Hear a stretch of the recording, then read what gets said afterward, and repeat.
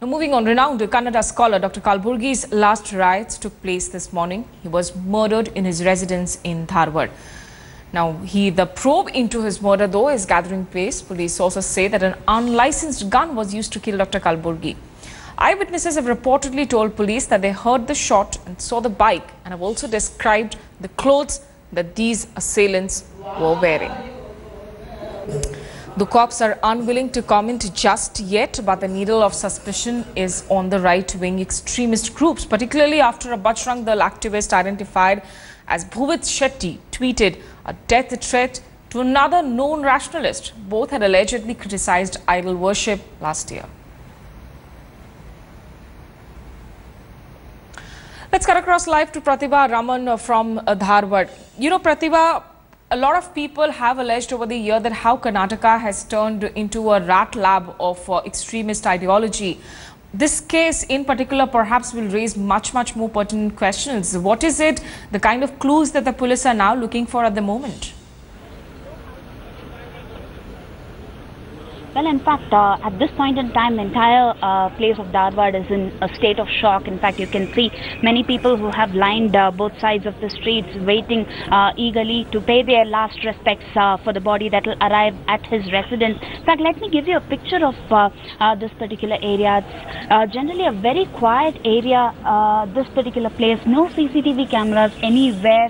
So there's absolutely no concrete leads that the police can actually work on at this point in time. But then, despite having two eyewitnesses in this particular case, both of them have failed to register the faces of the two assailants. But then we do understand that it was an unlicensed gun, so people are working with the little leads that they've got. Yes, the main needle of suspicion points to right-wing groups, but they're not ruling out other angles as well, whether the kind of phone records that was used, who were the last people to visit the houses. All these angles are being looked into at this point in time.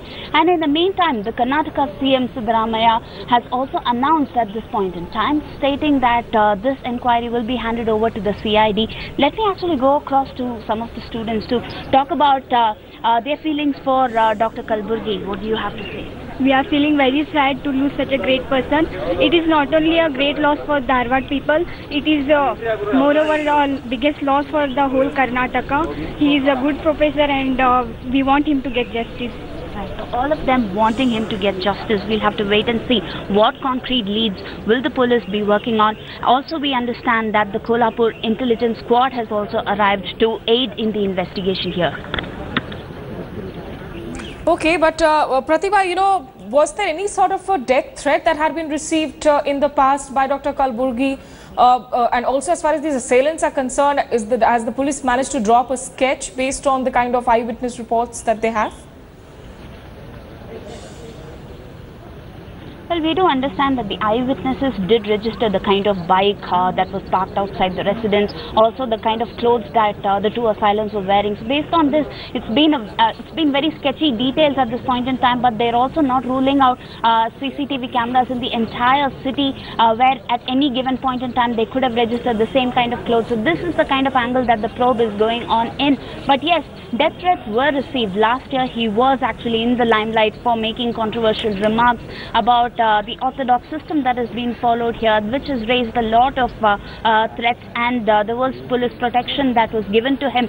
But just 6 months ago, he did insist that this protection be removed. He also said that nothing would happen to me, so please get this armed guards out of my residence. And based on his insistence, the police had to resort to removing the armed guards, and 6 months after which such an incident has occurred here.